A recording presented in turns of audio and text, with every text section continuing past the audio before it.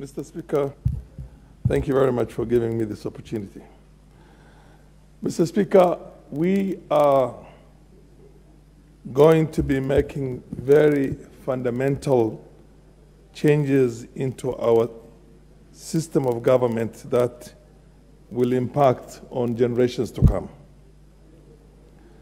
It is only fair that we give it the utmost thought and not think about the political expediency of the day, but think about, for posterity, how this country is going to be.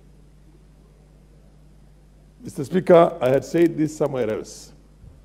I was in this House myself, in the 7th Parliament, pushing for a constitutional agenda, rewriting the Constitution, a new Constitution, and saying that it must come from Wanjiku. It must come from the ordinary people out there. At that time, our head of state, the late Moi, I was in the opposition, was wondering why 222 educated, elected leaders of this country would want to surrender the role of thinking for the future of this country to somebody who's out there in the streets who is either roasting maize or who's either doing a small thing there. I had a problem with that, but now I never thought that was going to bite me again and come back to us. I am convinced that we made a mistake and we should have listened in part, not in totality, to that late sage and listened to his ideas.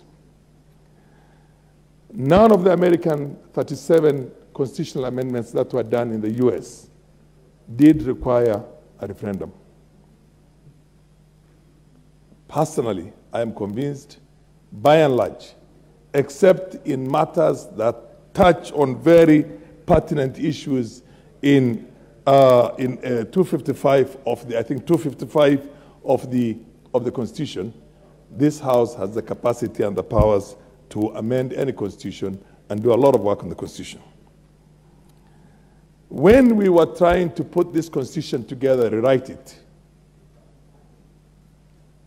this Constitution we have today, in terms of the governance, whether it's going to be a presidential system or it's going to be a parliamentary system, became a victim to the political intrigues of that day. There was a split within my party, which was called ODM that time,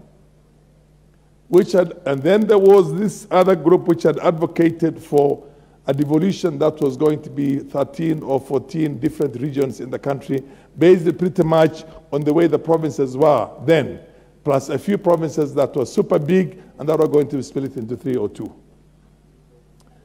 And then there were those people who were opposed to devolution completely. Then there was the issue of parliamentary and presidential system.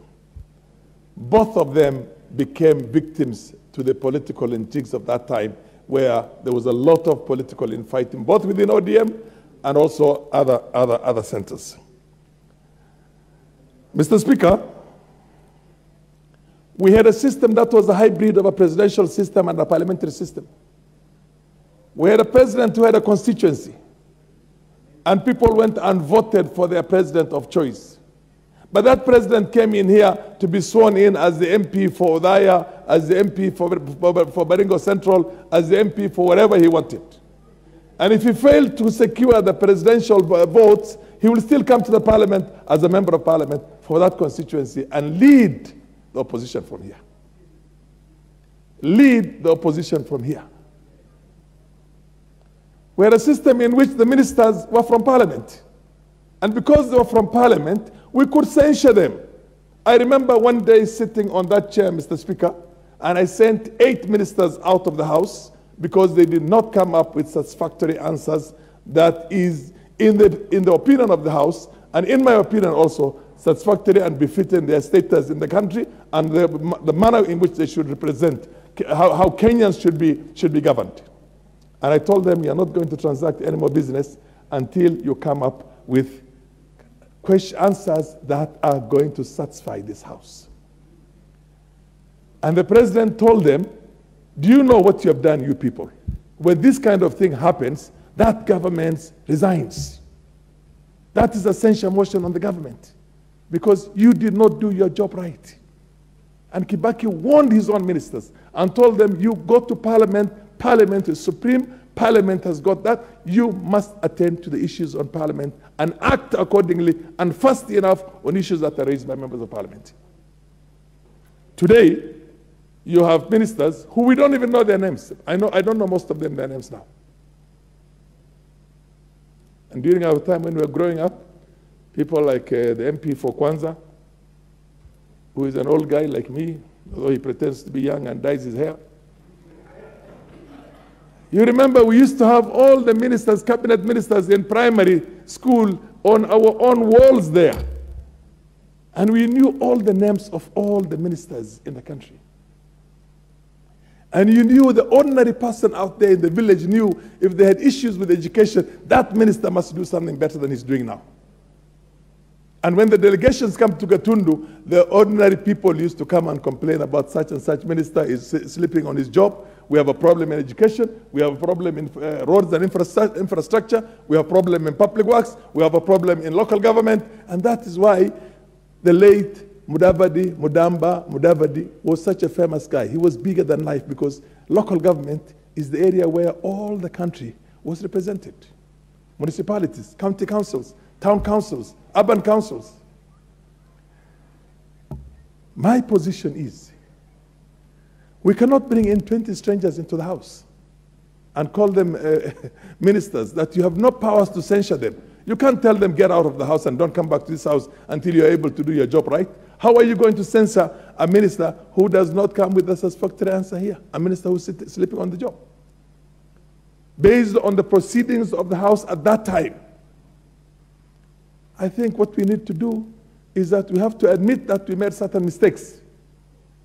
We borrowed from the German lander. We borrowed from the Americans something. We borrowed something from the British. And then we tried to put together that thing for it to work. We are always people who want to borrow. I mean, we Africans must come up with our own narrative. It's like saying you have a car with an engine of Audi, with the chassis of Mercedes, and with a body of, and what do you call an electrical system of Toyota. How far will that car take you? It can't take you. This constitution is similar to that. We need to revisit that.